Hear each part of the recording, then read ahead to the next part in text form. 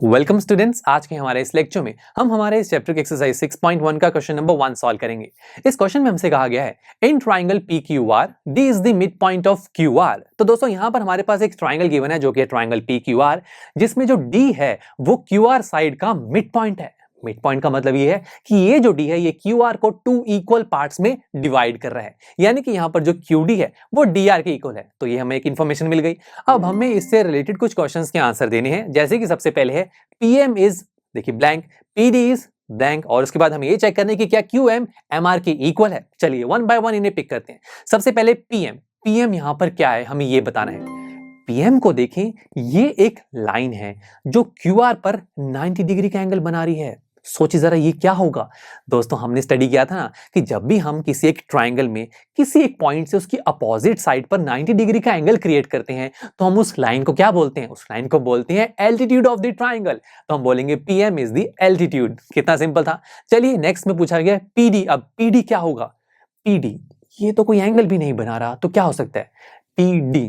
D, D से याद आ रहा है कि डी तो मिड पॉइंट है क्यूआर का, डी मिड पॉइंट है क्यूआर का। ग्रेट। अब याद कीजिए दोस्तों, हमने एक चीज स्टडी की थी ना, हमने स्टडी किया था कि किसी एक ट्राइंगल में किसी मिड पॉइंट से हम उसके अपोजिट वर्टेक्स से एक लाइन ड्रॉ करें तो हम उस लाइन को उस ट्राइंगल का मीडियन कहते हैं। यहां पर भी तो वही बात हो रही है, डी मिड पॉइंट है, इस डी पॉइंट से उसके अपोजिट वर्टेक्स पी पर एक लाइन ड्रॉ की गई है जो कि है पीडी लाइन। तो हम इस पीडी को क्या बोलेंगे कि पीडी जो है हमारे इस ट्राइंगल का मीडियन है। सिंपल था ना। चलिए अब थर्ड पार्ट को रीड करते हैं। यहां पर हमसे कहा गया है कि क्या क्यू एम एम आर के इक्वल है। क्या क्यू एम एम आर के इक्वल है, ये चीज यहां से तो दिख नहीं रही। हाँ, इक्वालिटी से रिलेटेड हमारे पास एक इंफॉर्मेशन जरूर है कि जो क्यू डी है वो डी आर के इक्वल है। क्या मैं इसकी हेल्प से Q M is equal to M R show कर सकता हूं। देखते हैं एक बार। पहले मैं लेफ्ट हैंड साइड को देखता हूं। हमारे पास क्या है QD, हमें चाहिए क्या QM।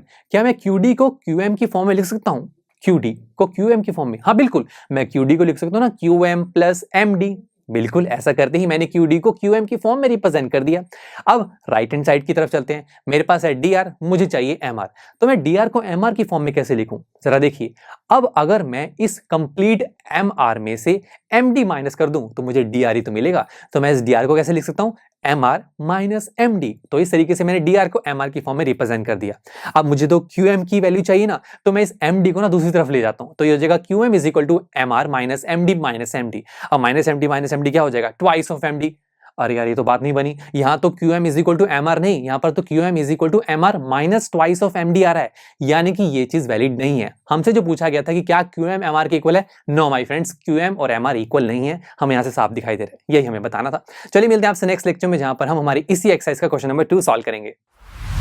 I am sure students आपको ये लेक्चर काफी पसंद आया होगा, और ऐसे ही मजेदार तरीके से अपने हर एक कॉन्सेप्ट क्लियर करने के लिए डाउनलोड कीजिए PU Stack ऐप को, जहां पर आपके पास और भी बहुत सारे ऑप्शंस होंगे, जैसे कि back exercise solutions, tip videos, sample papers and much more. So what are you waiting for, download the app now.